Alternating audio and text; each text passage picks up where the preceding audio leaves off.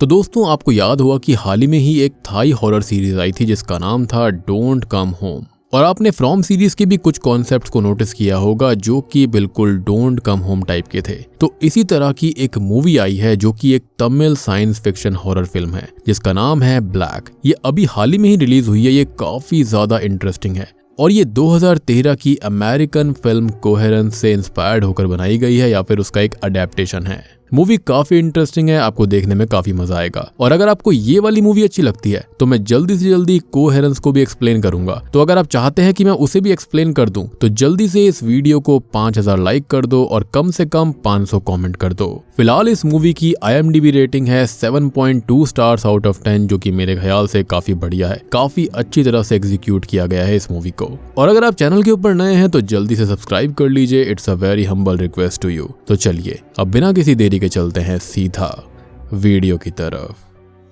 तो मूवी शुरू होती है 1964 यानी कि 1964 की एक काली रात को दिखाते हुए, जहां पर हम नोटिस करते हैं गणेश और ललिता नाम के एक जवान कपल को जो कि घर से भागकर शादी करने निकले थे। उनके कॉलेज का दोस्त मनोहर यानी कि मानो उन्हें अपनी कार से कहीं पर लेकर जा रहा था और वो ये कहता है कि वो लोग भागकर शादी करने का डिसीजन जल्दीबाजी में ले रहे हैं और उन्हें उनके परिवारों से बात करनी चाहिए। जिस पर गणेश कहता है कि ललिता के पिताजी को वो अच्छे से जानता है और वो कैसे भी करके उनके रिश्ते के लिए राजी नहीं होंगे। अब मनोहर ये कहता है कि वो उनको समझा देगा, वो उनको मना भी लेगा, लेकिन मनोहर यहाँ पर असल में उनके बारे में नहीं सोच रहा था बल्कि वो खुद ललिता को चाहता है और उनकी शादी को वो रोकना चाहता है। लेकिन उसे बहुत बड़ा धक्का तब लगता है जब गणेश ये बताता है कि उनके पास वक्त नहीं है क्योंकि ललिता प्रेग्नेंट है। अब मनोहर जो होता है उसे ये बात बिल्कुल अच्छी नहीं लगती। वो अपनी फीलिंग्स को अपने मन में ही दबा देता है। वो लोग अब आगे जाते हैं तो बहुत ही ज्यादा तेज बारिश शुरू हो जाती है और एक हैंड कार्ट रास्ते में खराब हुई मिलती है जिसने रास्ता ब्लॉक किया हुआ था और इस हैंड कार्ट पर एक स्टैचू भी रखा हुआ था।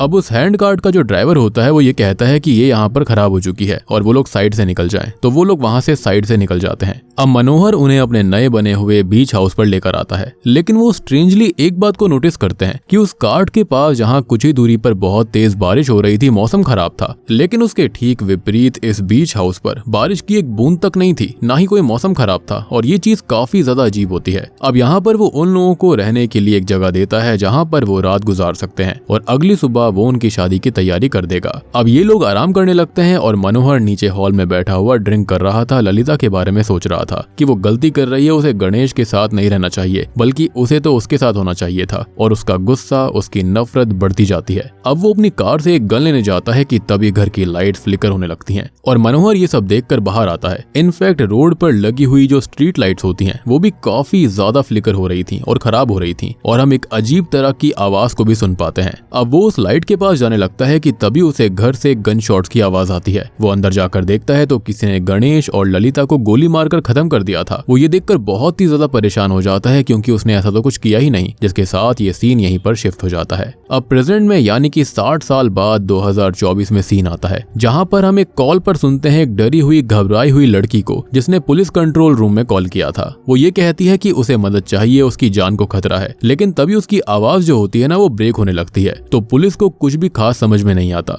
लेकिन वो इतना जरूर बता देती है कि वो उपलकप्पम से बात कर रही है तमिलनाडु से और तभी कॉल कट हो जाती है। अब कंट्रोल रूम वाली टीम जो होती है वो एक पेट्रोलिंग टीम को उसी जगह पर भेजती है जहां पर उन्हें उस लेडी का हस्बैंड वसंत मिलता है जिसे अरेस्ट करके वो पुलिस स्टेशन ले आते हैं। वो ऑफिसर को समझाने की कोशिश करता है कि वो गलत कर रहे हैं, जिस पर पुलिस ऑफिसर ये कहते हैं कि उसकी वाइफ का डिस्टर्ब्ड कॉल आया था और अब वो गायब है और जब पुलिस वाले उसकी इंक्वायरी करने गए थे तो उसने सबके ऊपर हाथ उठाया, सबके साथ में मारपीट करी, तो इसको क्या ही समझा जाएगा। वो उन्हें समझाने की बहुत कोशिश करता है लेकिन वो उसकी एक नहीं सुनते, ना ही कोई बात मानते और तभी वो उसे लॉकअप के अंदर डाल देते हैं। साथ ही साथ वो ये भी कहते हैं कि उसकी शादी को 7 साल बीत चुके हैं और इस दौरान उसकी बीवी को अगर कुछ होता है या फिर वो गायब होती है तो पहला सस्पेक्ट हमेशा वही कहलाएगा। वो उसे लॉकअप में डालने लगते हैं। तभी वो ये सोचता है कि जो कुछ हुआ सब उसकी गलती थी, लेकिन अब उसे सब कुछ ठीक करना है तो एक और गलती उसे करनी पड़ेगी और यही एक ऑप्शन है। जिसके बाद वो यहाँ पर लड़ाई करने लगता है और कहानी तभी 48 घंटे पहले जाती है यानी कि 2 दिन पहले। हम देखते हैं वसंत की वाइफ आरण्या को,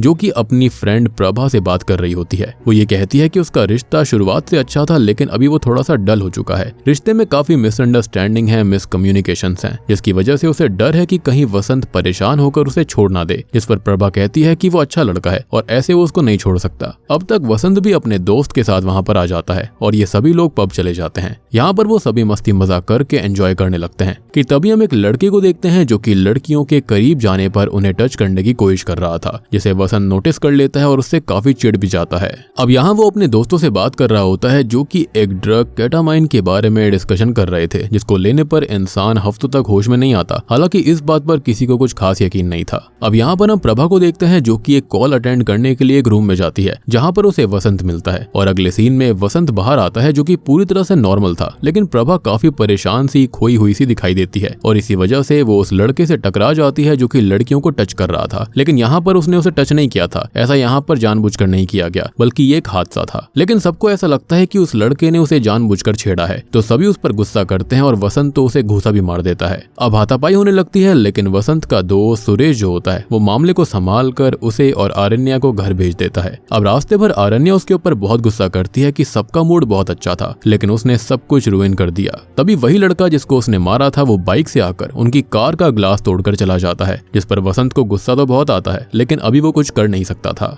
अब अगले दिन वसंत और आरण्या दोनों ही घर पर होते हैं, जहाँ पर वसंत वेकेशन पर जाने की बात करता है, लेकिन आरण्या उसके लिए तैयार नहीं थी क्योंकि वो भी अपने काम में बिजी है और इतना वक्त है भी नहीं। तो वो लोग बीच हाउस में जाकर कुछ दिन स्टे करने का प्लान करते हैं। खैर अब ये लोग उपलाकप्पम नाम की लोकेशन पर बीच के पास ही बने हुए ढेर सारे सेम विलाज में से एक प्रीमियम विला को रेंट करते हैं और अगले सीन में वहां के लिए निकल जाते हैं। और रास्ते में उनको वो वाला मोड़ भी मिलता है जिस मोड़ पर 1964 में वो कार खराब हुई थी। अब यहाँ पर अचानक से ही वसंत उस रात के यानी कि 1964 वाली रात के बारिश के स्टैचू कार्ड और मनोहर की कार के विजन्स को देखता है, जिसके बारे में वो अरण्या को भी बताता है, लेकिन वो ये कहती है कि ये बस डेजा वू वाली फीलिंग्स हैं और कुछ नहीं है। हालांकि हम यहाँ पर नोटिस कर पाते हैं कि वो स्टैचू जो कि कार्ड में 1964 में था उसको यहीं पर लगाया गया है। खैर अब वो लोग आगे चले जाते हैं, लेकिन आगे जाने से पहले हम एक और रेडियो अनाउंसमेंट सुनते हैं जिसमें हमको पता चलता है कि मून अर्थ की ऑर्बिट में आने वाला है, जिससे वो अर्थ के बहुत ही पास आकर काफी बड़ा दिखाई देगा और इस फिनोमिना को सुपर मून कहा जाता है, जो कि 70 सालों में एक बार होता है और इससे पहले ये 1964 में ही हुआ था, यानी कि मून अर्थ के करीब आया था और यही सेम सीन हमने स्टार्टिंग में भी देखा।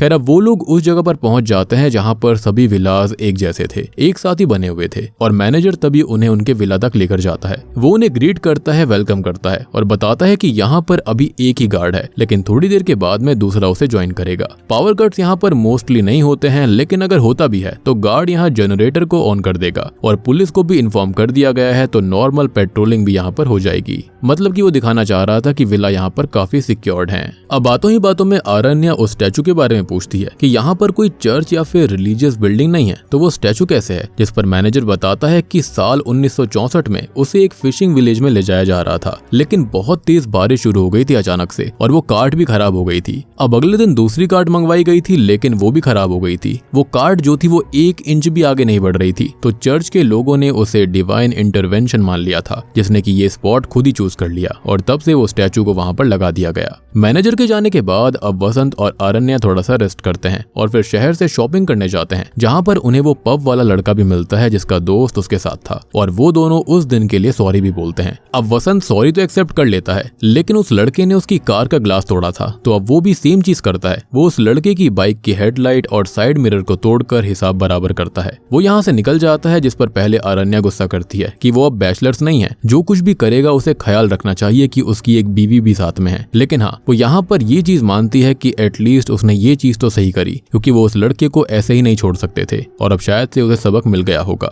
खैर अब वो दोनों वापस आते हैं और यहाँ पर उन्हें गार्ड नहीं मिलता। वो बहुत देर तक इंतजार करते हैं, हॉर्न भी बजाते हैं, लेकिन गार्ड वहां पर नहीं आता, तो वसंत खुद ही गेट ओपन करके अंदर जाता है। खैर अब वो लोग विला तक आते हैं, जहाँ पर उनको एक गिफ्ट रखा हुआ मिलता है जो कि वसंत के लिए आया था। वो सोच में पड़ जाता है कि ये आखिर भेजा किसने होगा, क्योंकि ये उन दोनों में से किसी ने भी नहीं खरीदा। अब वो लोग अंदर उसे लाकर अनरैप करते हैं तो ये एक बहुत ही प्रीमियम पेंटिंग थी। लेकिन सोचने वाली बात ये थी कि यहाँ पर ये भेजी किसने, क्योंकि यहाँ पर ज्यादा किसी को पता नहीं था कि वो लोग यहाँ पर आने वाले हैं। हालांकि अब वो अपने काम में लग जाते हैं, थोड़ा बहुत एंजॉय करते हैं, मस्ती करते हैं, रोमांस करते हैं और तभी उनका दोस्त जो होता है सुरेश आता है, जो कि ये कहता है कि क्या दिक्कत हो गई, वसंत का कॉल आया था। लेकिन वसंत ये बोलता है कि उसने तो उसे कोई कॉल ही नहीं करी। इवन हम भी साक्षी हैं कि वसंत ने तब से किसी को कोई कॉल नहीं किया था। सुरेश अपना फोन जो था वो कार में भूल गया था तो वो कॉल लॉग भी नहीं दिखा पाता। हालांकि सब इसे हल्के में लेते हैं और बैठकर थोड़ी बहुत बात करते हैं। वो उससे पेंटिंग के बारे में पूछते हैं तो वो ये कहता है कि ये उसने नहीं भेजी है और बाकी कोई दोस्त ने भी नहीं भेजी, तो इतनी महंगी पेंटिंग आखिर भेजी किसने है। और सबसे बड़ी बात कि उन्होंने भी ये पेंटिंग नहीं ली थी। हालांकि ये भी हो सकता है कि ये पेंटिंग विला प्रमोटर्स ने उनके लिए भेजी हो।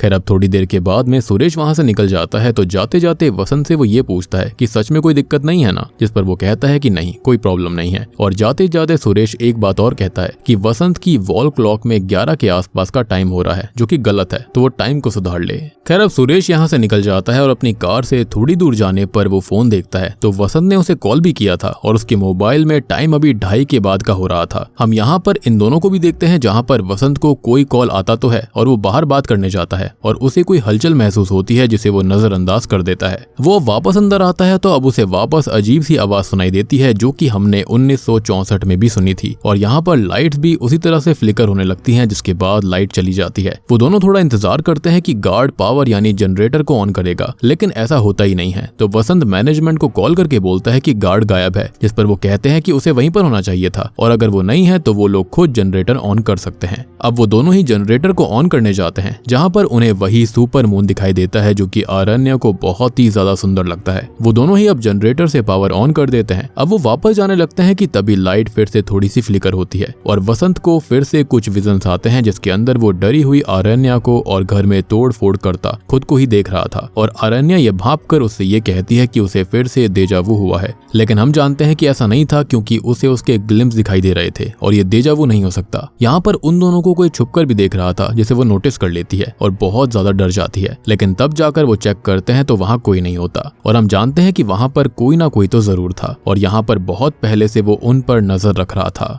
अब वसंत उसे घर लाकर समझाने लगता है कि तभी वो बाहर नोटिस करती है और बहुत ही ज्यादा शॉक्ड हो जाती है कि विला मैनेजर ने तो ये कहा था कि यहाँ पर सिर्फ वही लोग हैं, तो यहाँ पर सामने वाले विला की लाइट ऑन कैसे थी। ये बात सुनकर वो भी थोड़ा सा शॉक्ड हो जाता है कि इतने में ही उसे गार्ड का कॉल आता है जो कि ये कहता है कि वो किसी काम से हॉस्पिटल आया था। और अब वसंत उससे ये पूछता है कि क्या यहाँ पर कोई और भी रहने आया है, जिस पर वो ये कहता है कि नहीं, इस जगह पर कोई और है ही नहीं। और यहाँ पर वही अजीब सी फड़फड़ाहट जैसी हाई फ्रिक्वेंसी उन्हें सुनाई देती है जिससे उन्हें काफी तकलीफ हो रही थी। अब आवाज के रुकने के बाद वसंत खुद ही सामने वाले विला को चेक करने जाता है, लेकिन बीच में एक डार्क स्पॉट पड़ता है जिसे क्रॉस करके वो उस विला तक आता है तो यहाँ पर लाइट्स बंद थी। वो आसपास देखता है तो उसे एक जलता हुआ सिगार नीचे पड़ा हुआ मिलता है और वो वापस आकर आरण्य से कहता है कि ये कोई उनके साथ शायद से प्रैंक कर रहा होगा, जिसका पूरा शक उसे उस लड़के पर ही है। लेकिन अब आरण्य ये कहती है कि वहाँ की लाइट फिर से ऑन हो गई है तो अब वो उसके साथ जाता है वहाँ पर। वो दोनों उस विला की विंडो से अंदर देखने लगते हैं तो यहाँ पर उन्हें सेम पेंटिंग दिखाई देती है। इवन कर्टेन्स, काउच, टेबल सब कुछ उनके विला जैसा ही था, जिससे वो थोड़ी सी घबरा जाती है कि आखिर ये सब हो क्या रहा है। अब यहाँ अंदर उन्हें दो लोग दिखाई देते हैं और टेबल पर पड़ा विस्की का ग्लास हिल रहा था। वसंत अब ध्यान से अंदर देखता है तो उसे वसंत और आरण्य यानी कि वो खुद को ही देखता है, जिसे देखकर वो बिल्कुल हिल जाता है। वो दोनों परेशान होकर यहाँ से भागते हैं और भागते हुए एक फ्लावर पॉट को वो गिरा देते हैं। अब वापस आकर वो इसी बारे में बात करते हैं जहाँ पर वो ये कहता है कि शायद ये कोई प्रैंक है और यहाँ पर कोई तीसरा भी है जिसने ये सिगार पिया होगा। लेकिन आरण्य ये सिगार देखकर और परेशान हो जाती है क्योंकि ये सिगार इंडिया में मिलता ही नहीं है और ये खुद आरण्य ने वसंत के लिए बहामास से मंगवाया था, जिसका वो पैकेट दिखाती है। खैर अब तक वो बहुत ही ज्यादा घबरा चुकी थी तो उसे शांत करने के लिए वो उसे काउच पर बैठाता है, लेकिन तभी वो नोटिस करता है कि धक्का लगने से जो विस्की का ग्लास था वो हिल रहा था और ऐसे ही ग्लास को उसने सामने वाले विला में भी देखा था जो कि हिल रहा था। और जैसे ही वो दोनों बैठते हैं सेम सामने वाले विला में भी वो दोनों बैठे हुए थे और वो ये बात आरण्य को बताता है और विंडो चेक करने जाता है, लेकिन वहां कोई नहीं था क्योंकि आखिरी सीन में ये दोनों उस सामने वाले विला से भाग गए थे। तो यहाँ पर भी उन्हें कोई नहीं मिलना चाहिए, बट जो फ्लावर पॉट उन्होंने गिराया था ना, वो भी सेम बिल्कुल उसी तरह से यहाँ पर गिरा पड़ा था, जिसको देखकर अब उनका डर हद से पार हो जाता है।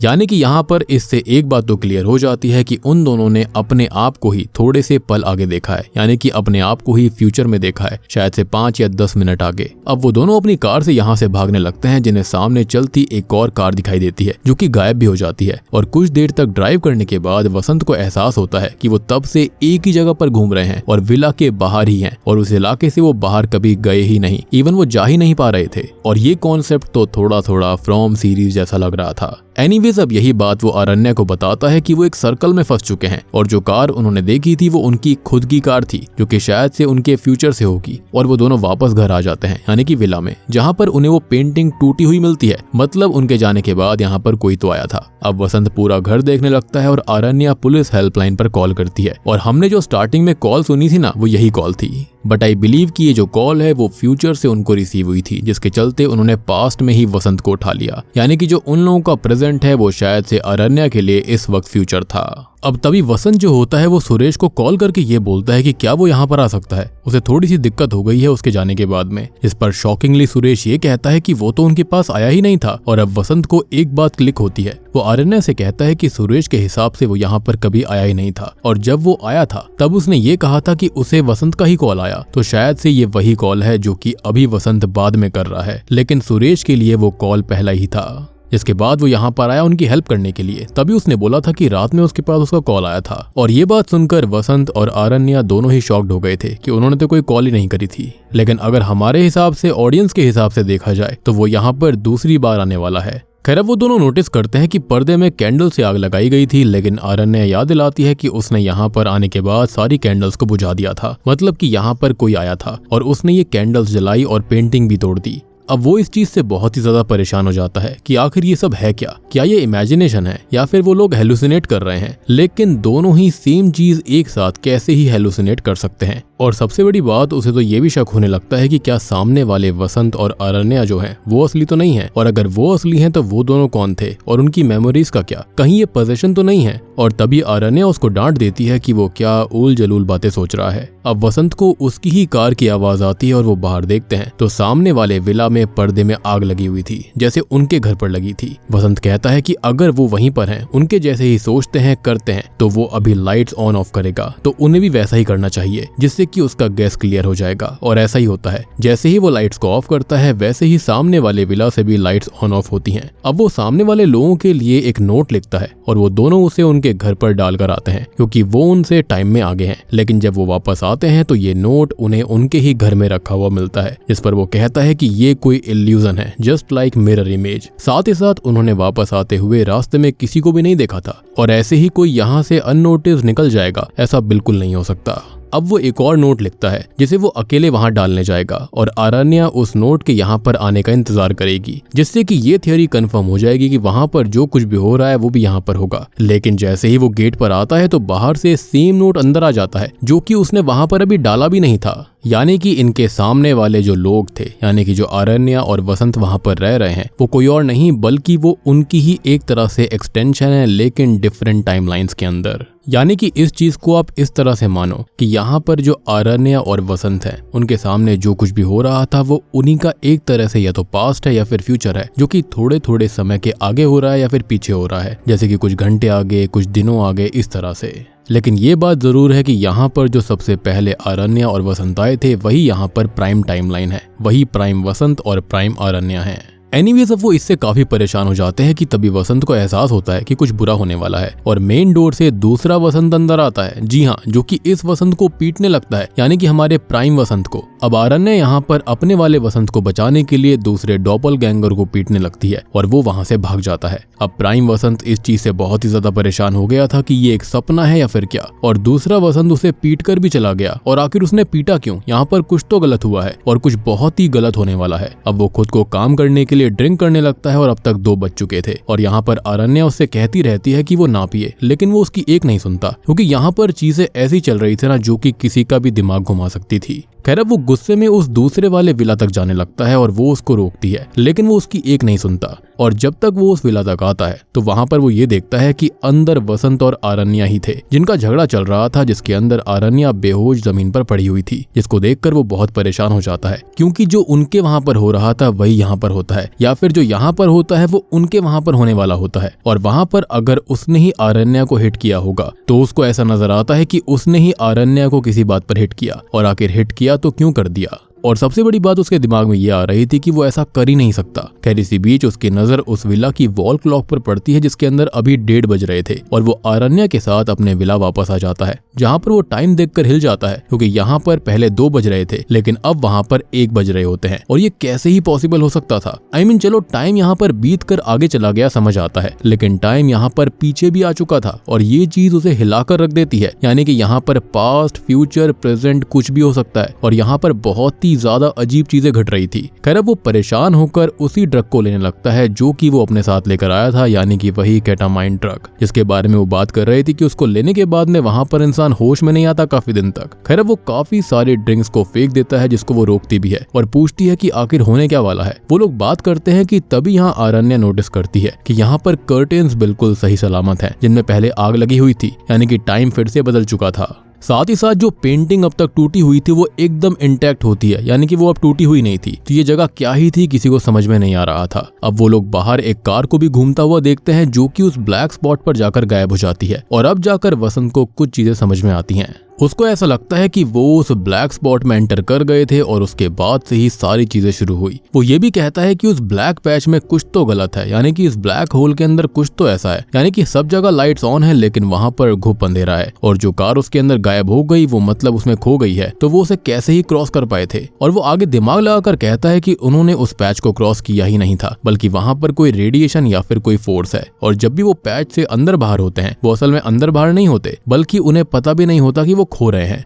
और जितनी बार भी वो उस पैच को क्रॉस करते हैं वो अलग अलग टाइमलाइंस में, अलग अलग टाइम फ्रेम्स में ट्रांसपोर्ट होते रहते हैं। और उन्होंने यहाँ से जाते वक्त कार से 4 बार उस होल को क्रॉस किया था, तो अभी उन्होंने जो कार देखी वो उन्हीं 4 टाइमलाइंस में से एक है। अब आगे वो ये कहता है कि वो हर बार अलग अलग टाइम फ्रेम के विला में आ रहे थे, अलग अलग इवेंट्स हो रहे हैं, चीजें बदली बदली हो रही हैं, तो वो हर बार एक नई टाइमलाइन के अंदर स्विच कर रहे थे। विच एक्सप्लेन्स कि वहां पर पहले पेंटिंग क्यों टूटी हुई थी और उसके बाद में वो सही कैसे हो गई। एक टाइम फ्रेम के अंदर कैंडल्स जल रहे थे लेकिन एक टाइम में वो बुझे हुए थे। एक टाइमलाइन के अंदर पर्दे जले हुए थे लेकिन अगले ही पल पर्दे बिल्कुल सही सलामत रहते हैं। सबसे बड़ी बात कि एक टाइमलाइन के अंदर आरण्या को यहाँ पर वसंत ने हिट किया था, लेकिन यहाँ पर ऐसा कुछ नहीं था। अब आरण्या उसकी बात समझ जाती है और ये कहती है कि उसके हिसाब से 15 मिनट बाद, मतलब कि 1:30 बजे कुछ तो होने वाला है, तो वो 1:30 बजे यहाँ से निकल सकते हैं, जो कि इस सिचुएशन से निकलने का लूप होल हो सकता है। अदरवाइज यहाँ पर वो आरण्या को हिट कर देता। लेकिन अब वो कुछ भी बोले उससे पहले ही वो उस नोटपैड को देखती है, जिसके अंदर अभी ये सिचुएशन जो उसने समझाई है वो उसके अंदर पहले से ही लिखी हुई थी। मतलब कि वो यहाँ पर कुछ भी कर ले कोई फायदा नहीं होगा, क्योंकि वो ये चीजें, ये डिस्कशन पहले भी कई बार कर चुके हैं, जो कि उनको याद ही नहीं है। खैर अब वो दोनों साथ में बाहर जाते हैं और उस वर्म होल को क्रॉस करते हैं, क्योंकि मेरे हिसाब से वो वर्म होल ही था, या फिर ये कहे कि ब्लैक होल था। और अब वो उस विला में उस टाइमलाइन के आरण्या और वसंत को देखते हैं, जो कि यहाँ पर हाल ही में ही आए थे। अब उन्हें वहां पर जो पेंटिंग मिली थी ना, वही पेंटिंग वहां पर होती है, यानी कि वो गिफ्ट के तौर पर। जिसके बाद वसंत को एक कॉल आता है, जिसको अटेंड करने वो बाहर आ गया था, और तब उसको एहसास हुआ था कि आसपास कोई तो था जो कि उन पर नजर रख रहा था, और हलचल भी महसूस हुई थी। तो वो कोई और नहीं बल्कि वो खुद ही थे, यानी कि वसंत और आरण्या थे किसी और टाइमलाइन से, या फिर ये कहें कि किसी और इंस्टेंस से। मैं इनको यहाँ पर प्रॉपर्ली टाइमलाइंस भी नहीं कह पाऊंगा, बल्कि मेरे ख्याल से तो शॉर्ट बर्स्ट ऑफ इंस्टेंसेस हैं। आइदर वो पास्ट में हो सकते हैं या फिर फ्यूचर में हो सकते हैं। खैर अब वो कॉल पे बात करता है और ये कॉल किसी और का नहीं बल्कि आरण्या की फ्रेंड प्रभा का होता है, जिसने वो पेंटिंग भेजी थी। यानी कि ये गिफ्ट वसंत को किसी और ने नहीं बल्कि प्रभा ने दिया था, और वो अब तक अनजान बनने का नाटक कर रहा था। और वो उससे ये भी कहता है कि वो उसे ऐसे कॉल ना करे, और जो कुछ भी हुआ है उसके अंदर उसकी कोई गलती नहीं है, वो आरण्या की गलती नहीं है, और ये सारी की सारी गलती प्रभा की है कि वो उस पर लाइन मार रही थी, उसे प्रपोज कर रही थी, जिसके चलते उसने मना कर दिया। लेकिन ऑब्वियस ही बात है कि यहाँ पर जो बातें होती है ना वो थोड़ी सी अजीब तरह से होती हैं। यानी कि जो एक्शन होता है ना वसंत का, वो ऐसा होता है जैसे कि उसने उस पर चीट किया हो, और इसको सुनकर जो आरण्या होती है वो टूट जाती है, उसे गलतफहमी हो गई थी। खैर अब वो दुख में यहाँ से जाने लगती है, जिसे वो समझाने की काफी कोशिश करता है, यानी कि जो हमारे अभी तक ओरिजिनल वाले वसंत और आरण्या थे। वो उसको समझाता भी है कि उस दिन प्रभा उसके पास आई थी जिस पर उसने गुस्सा भी किया था, यानी कि वो जो क्लब वाला सीन था जहां पर हमने नोटिस किया था कि जो वसंत होता है वो बिल्कुल नॉर्मल था, लेकिन प्रभा थोड़ी सी घबराई हुई थी। लेकिन ऑब्वियसली आरण्या उसकी बात को सच नहीं मानती, उस पर ट्रस्ट नहीं करती क्योंकि उनका रिलेशन वैसे भी थोड़ा सा डामाडोल चल रहा था। खैर अब वो दुख में आगे चलने लगती है और चलते चलते वो अकेले ही उस पैच को क्रॉस कर देती है जिसके साथ ही वो गायब हो गई थी। इनिशियली यहाँ पर इन दोनों को हमेशा साथ में ही ट्रैवल करना था कि जो आरण्या थी उसने एक अलग ही टाइमलाइन क्रिएट कर दी। खैर अब हमारा जो मेन वसंत होता है वो आरण्या को ढूंढने के लिए बार बार उस पैच को क्रॉस करता है और वो हर बार एक नई टाइम फ्रेम में नई टाइमलाइन को क्रॉस कर रहा था, लेकिन किसी में भी उसको आरण्या अकेली नहीं मिलती। वहां पर उसके साथ एक और वसंत था। वो खुद को उसके साथ देखता है, अलग अलग टाइम्स में देखता है, लेकिन उसकी आरण्या जो कि अभी भी अकेली होनी चाहिए थी उसे वो नहीं मिलती, यानी कि उसे उसकी करेक्ट टाइमलाइन नहीं मिल पा रही थी, जिससे कि वो बहुत परेशान हो जाता है। अब इसी बीच हम उस टाइमलाइन को भी देखते हैं जिसके अंदर वो दोनों जनरेटर को ऑन करने आए थे और तब आरण्या ने किसी को देखा था, तो वो कोई और नहीं बल्कि वसंत खुद था। जी हाँ, इसको ना आप इस तरह से समझो कि एक पेड़ है, ठीक है। वहां पर जब पहली बार ये दोनों ही वसंत और आरण्य आए थे इस बीच हाउस पर, तो वहीं पर आते ही ये गड़बड़ शुरू हो गई, यानी कि टाइमलाइन वाली। वो क्यों हुई थी इसके बारे में आपको बताऊंगा, लेकिन वो एक मेन टाइमलाइन है। अब उसी से छोटी छोटी ब्रांचेस निकल रही हैं। जैसे ही आप यहाँ पर उस पैच को क्रॉस करते हो तो आप अलग अलग ब्रांचेस के अंदर पहुंच जाते हो जहाँ पर सिनेरियोस थोड़े बहुत डिफरेंट है, लाइक या तो थोड़े पास्ट में है या फिर थोड़े से फ्यूचर के अंदर है। और यहाँ पर गड़बड़ होनी तब शुरू हुई जब जो मेन आरण्या थी वो अकेले ही उस पैच को क्रॉस कर गई, जबकि इन दोनों को साथ में वहां पर जाना था, जिससे कि हमेशा हर टाइमलाइन के अंदर ये दोनों रहते। लेकिन अब हुआ ये था कि जो आरण्या थी वो अलग टाइमलाइन में चली गई, वो अकेली हो गई। और यहाँ पर जो वसंत होता है वो भी अपनी आरण्या को ढूंढने के लिए अलग अलग टाइमलाइंस में जा रहा था, जहाँ पर उसे हमेशा वो दोनों साथ दिखते। उसे ऐसी कोई टाइमलाइन नहीं मिल रही थी जहाँ पर आरण्या अकेली हो। खैर अब वो बार बार पैच को क्रॉस करके काउंटलेस टाइमलाइंस को हॉप करता रहता है, लेकिन इसका कोई फायदा नहीं था और अंत में हार कर वो एक टाइमलाइन के विला में आता है जहां पर वो परेशान होकर तोड़फोड़ कर देता है और अभी वो पेंटिंग भी टूट जाती है जो कि इस टाइमलाइन में उन दोनों को आगे मिलेगी। यानी कि आपको याद होगा कि जब ये लोग वापस विला के अंदर आए थे तो उनको वहां पर बहुत ही ज्यादा टूट फूट मिली थी, तो यहाँ पर इस तरह से ये हुआ था। अब वो घर से बाहर आता है कि तभी उसे पुलिस ऑफिसर्स मिलते हैं जिन्हें वो अपनी सिचुएशन के बारे में समझाने की कोशिश करता है, लेकिन वो उसकी बात नहीं सुनते क्योंकि एक तो घर के अंदर तोड़फोड़ हो रखी थी, यानी कि वही स्टार्टिंग वाला जो सीन हुआ था, और वहीं पर दूसरा वो नशे के अंदर भी था। अब वो उसे पुलिस स्टेशन ले जाने लगते हैं, लेकिन कांस्टेबल से हाथापाई वो कर लेता है जिससे कि उसे अरेस्ट कर लिया जाता है और यही सीन स्टार्टिंग में हुआ था। अब पुलिस स्टेशन के अंदर उससे पूछताछ करी जाती है जो कि ऑलरेडी हम स्टार्टिंग में देख चुके हैं, और यहाँ पर वो ये कहता है कि जब आरण्या ने कॉल किया था तो वो उसके सामने ही था और पुलिस उसे लॉकअप में डालने लगती है, लेकिन वो सबको पीट कर एक कार चुरा कर यहाँ से निकलने लगता है। और अब तभी वो उसी स्टैचू वाले चौराहे को क्रॉस करता है जहाँ पर उसे वो ब्लैक कार दिखाई देती है जो कि उसने दिन में अपने विजन में देखी थी, यानी कि यही इस इलाके का एक तरीके से बॉर्डर मान लो। ये जो एंजल स्टैचू है ना, वो इस खतरनाक इलाके का बॉर्डर है। खैर अब वो उस कार का पीछा करते हुए एक घर तक आ जाता है और ये घर किसी और का नहीं, शॉकिंगली स्टार्टिंग वाले मनोहर का था जो कि अब काफी बूढ़ा हो गया था। वसंत उससे कहता है कि उसे नहीं पता कि वो उसके पीछे क्यों आया, लेकिन उसे उसकी बीवी को ढूंढने में उसकी हेल्प चाहिए क्योंकि उसे ऐसा लगता है, उसे ऐसी फीलिंग आई है कि वही उसकी हेल्प कर सकता है। अब वसंत के पास ढेर सारे सवाल होते हैं और हमारे पास भी ढेर सारे सवाल हैं, और यहाँ पर इन सवालों के जवाब देने वाला है मनोहर। और दोस्तों अब यहाँ पर खुलते हैं इस कहानी के असली पत्ते। तो अब वो उसको समझाना शुरू करता है अपनी ही कहानी से कि उसने उस रात को एक आवाज सुनी थी जो कि आज भी उसके कानों में उसे सुनाई देती है, यानी कि 1964 में उस दिन किसी ने गणेश और ललिता को मार दिया था, तो वो कोई और नहीं बल्कि वो खुद मनोहर ही था। जी हाँ, लेकिन वो एक अलग टाइमलाइन से आया हुआ था। जैसे कि यहाँ पर वसंत के साथ हो रहा था ना, उसने वसंत को मारने की कोशिश करी थी, सेम यहाँ पर मनोहर ने भी किया था। वो आगे ये कहता है कि वो बीच हाउस विला वहीं पर है जहां पर आज वसंत रह रहा है, और उससे पहले वहां पर 1941 में एक ब्रिटिश एक्सपेरिमेंट लैब हुआ करती थी जहां पर कौन कौन से एक्सपेरिमेंट्स होते थे किसी को नहीं पता, लेकिन वो जगह एक मेजर एक्सीडेंट के अंदर तबाह हो गई थी। लेकिन उसके आफ्टर इफेक्ट्स आज भी सामने आते हैं, यानी कि उन लैब्स के अंदर कोई तो टाइम ट्रेवल वगैरह वाले एक्सपेरिमेंट चल रहे थे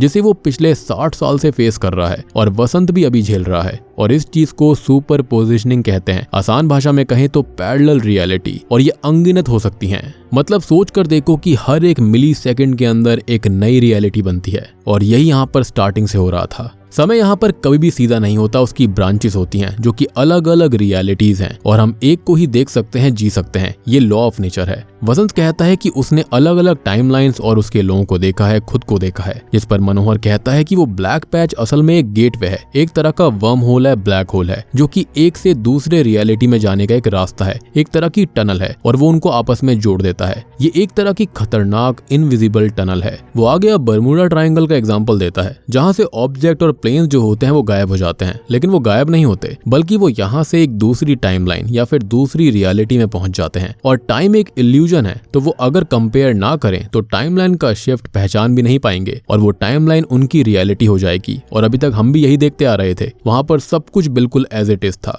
मनोहर यहाँ पर यह भी कहता है कि जैसे यहाँ पर वो अपनी बीवी को ढूंढने आया है, वैसे ही उसकी बीवी भी अलग अलग टाइमलाइंस के अंदर उसे ढूंढने जा रही होगी। लेकिन यहाँ पर अनगिनत पैरेलल रियलिटीज हैं, जिसके अंदर ढेर सारे वसंत, मनोहर और आरण्या हैं, या फिर ये कहें कि डिफरेंट बहुत सारे कैरेक्टर्स हैं। अब तभी वसंत उससे अपनी बीवी को ढूंढने में हेल्प मांगता है, जिस पर वो ये कहता है कि ये चीज सुपर मून से ट्रिगर होती है। और स्टार्टिंग में सुपर मून का एग्जाम्पल भी दिया गया था कि वो हर 70 साल में होता है, यानी कि पहला वो 1964 में हुआ, या फिर ये कहें कि इस मूवी के हिसाब से वो 1964 में पहली बार दिखाया गया और उसके बाद अब वो 2024 में फिर से हुआ था। मनोहर बताता है कि जिस दिन वसंत और आरण्य यहाँ पर आ रहे होंगे उसी रात शायद से सुपर मून रहा होगा, जिसकी वजह से ये चीज ट्रिगर हो गई और अगले 45 मिनट तक ये एक्टिव रहने वाला है और उसी में वो अपनी बीवी को ढूंढ सकता है। और अगर वो नहीं ढूंढ पाया तो इतना याद रखे कि एक रियलिटी के अंदर एक ही वसंत और एक ही आरण्या और एक ही मनोहर रह सकते हैं, तो वो ये हिंट समझ जाए कि उसे आगे क्या करना है।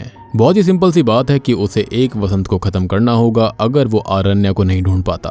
एंड मेरे हिसाब से जो आरण्या है वो भी शायद से ऐसा ही करने वाली होगी, क्योंकि अगर ऐसा नहीं होता तो वहां पर किसी और ही टाइमलाइन का वसंत या फिर किसी और ही टाइमलाइन की आरण्या फंस कर रह जाएगी। अब वसंत वापस से बीच विला में आता है, जहां पर वो बार बार आरण्या को फिर से ढूंढने की कोशिश करता है, लेकिन वो उसे अकेली कहीं नहीं मिलती। तो वो एक टाइमलाइन के वसंत को मारने की भी कोशिश करता है और यही सीन हमने पहले देखा था, तो वो इसलिए खुद को मारने आया था।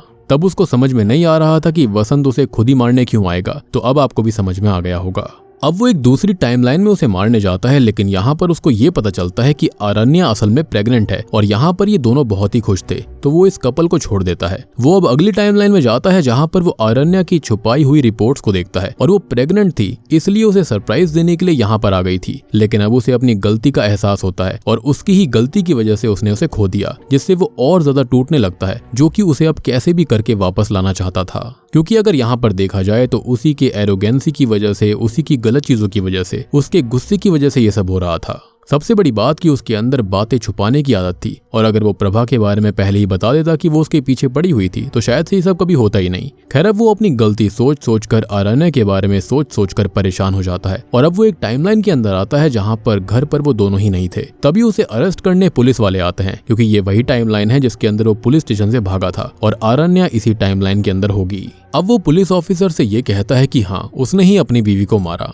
लेकिन इससे पहले वो उसे अरेस्ट करते तभी उन्हें गन शॉट की आवाज आती है, जिसको चेक करने बाकी ऑफिसर चले जाते हैं, लेकिन एक ऑफिसर उसी के साथ था। लेकिन तभी यहाँ पर वसंत भागकर उस पैच को क्रॉस कर देता है, जिस पर वो ऑफिसर गोली चलाता है, और यही जो गोली की आवाज थी वो इन सभी ऑफिसर्स को आई थी। जैसा कि मैंने आपको बताया, उसके अंदर जो कुछ भी जाएगा वो अलग अलग टाइमलाइन के अंदर चला जाएगा, और इसी गोली की आवाज उन लोगों को इस टाइमलाइन में आई, यानी कि वो इसी टाइमलाइन के अंदर चलाई गई थी, लेकिन वो फ्यूचर से आवाज इन लोगों को आई, जिसके चलते पुलिस ऑफिसर्स वहां पर चले गए और वसंत वहां से भाग पाया। खैर, होता यह है कि तब तक वो टाइमलाइन स्विच कर चुका था। अब इस टाइमलाइन के अंदर भी पुलिस उसके पास आती है, लेकिन इस बार आरण्या साथ में थी, जो कि उसे ही ढूंढ रही थी, जिसको देखकर वो बहुत खुश होता है और वो दोनों यहाँ से निकल जाते हैं। अब रास्ते में वो सुरेश से बात करता है कि वसंत तो लाइट ठीक करने गया था, लेकिन वो वापस नहीं लौटा, और जब जाकर उसे एहसास होता है कि ये आरण्या अलग टाइमलाइन से है और ये वो नहीं है जो कि तब खोई थी, यानी कि उसकी वाली प्राइम आरण्या। अब तभी उसे मनोहर की बात याद आती है कि जिस टाइमलाइन के अंदर वो जाएगा वही उसकी रियलिटी बनकर रह जाएगी, तो वो इसी टाइमलाइन को एक्सेप्ट कर लेता है।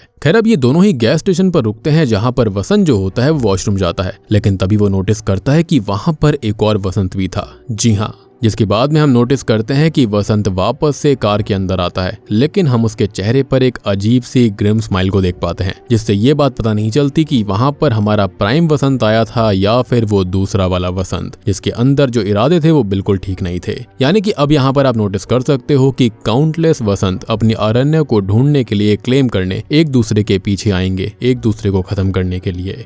और बूम, इसी के साथ में ये मूवी यहीं पर खत्म हो जाती है। तो दोस्तों ये थी ब्लैक फिल्म की कहानी। उम्मीद करता हूँ कि आपको पसंद आई होगी। अब देखो यहाँ पर 3 फिनोमेना थे जिसकी वजह से ये टाइमलाइन वाली चीज हुई थी या फिर टाइम रिफ्ट वाली चीज हुई। तो देखो सबसे पहले तो यहाँ पर वो जो स्टैचू था ना, वहाँ पर पक्का कोई डिवाइन इंटरवेंशन तो जरूर थी। सेकेंडली यहाँ पर दूसरा फिनोमेना हुआ सुपर मून की वजह से, और यहाँ पर सोने पे सुहागा कर दिया उन एक्सपेरिमेंट्स ने जो कि 1941 में यहाँ पर हुए थे। और अब आपको भी समझ में आया होगा कि यहाँ पर जो कार्ड थी वो बार बार खराब क्यों हो रही थी, और क्यों कोई भी कार्ड यहाँ पर कभी आ ही नहीं पाई, और आई भी तो वो आगे क्यों नहीं बढ़ी, क्योंकि यहाँ पर इतना तगड़ा फ्यूचर और पास्ट वाली चीज चल रही थी जिसके चलते वो कार्ड कभी ठीक ही नहीं हो रही थी। अब देखो हमें तो खाली यहाँ पर वसंत वाली चीज दिखाई गई कि जो हमारा प्राइम वसंत था वो किसी और ही रियलिटी की अरण्या के साथ आ गया था। लेकिन सबसे शॉकिंग चीज ये थी कि जो अरण्या थी, जो कि मेन वाली थी, वो कहाँ पर भटक रही होगी और उसने ऐसा क्या किया होगा जिसके चलते वो किस टाइमलाइन के अंदर रह गई। और अब आपको समझ में आ रहा होगा कि यहाँ पर उनके विला के अंदर जो भी चीजें घटित हो रही थी, चाहे वो वहाँ पर कैंडल्स बुझ रही हों, जल रही हों, या फिर पर्दे जल रहे थे या फिर पर्दे सही हो गए थे, वहाँ पर पेंटिंग का टूटना, पेंटिंग का सही होना, वो हर चीज आपको समझ में आ रही होगी कि वो क्यों हुआ था। क्योंकि ऑब्वियस सी बात है कि यहाँ पर बार बार टाइम के अंदर चेंज हो रहा था। जब भी वो उस ब्लैक पैच को क्रॉस करते थे वो अलग ही टाइमलाइन के अंदर, अलग ही टाइम फ्रेम्स के अंदर आ जा रहे थे, जहाँ पर टाइम कभी कम हो जाता, कभी ज्यादा हो जाया करता। अब देखो जब तक ये दोनों साथ थे ना, तब तक सब कुछ बिल्कुल सही था। लेकिन जैसे ही अरण्या अकेले उस ब्लैक होल को क्रॉस कर गई, उसके बाद से सारी चीजें गलत हो गई थी। यानी कि अब इन दोनों का वापस से मिलना काफी ज्यादा इम्पॉसिबल लग रहा है। अगर पार्ट 2 आता है, उसके अंदर ऐसा कुछ हो जाए, कुछ कमाल हो जाए, तो हो सकता है कि दोनों वापस से मिल सकते हैं, जिसके चलते ये सारी ही चीज ठीक हो जाएगी। और अगर पार्ट 2 आता है तो माइट भी मनोहर उनकी कोई हेल्प कर सकता है। और क्या पता ये कौन सा वाला मनोहर है, हो सकता है कि उसने उस टाइम के मेन मनोहर को भी मार दिया हो और खुद यहाँ पर बैठ गया उसकी जगह लेकर।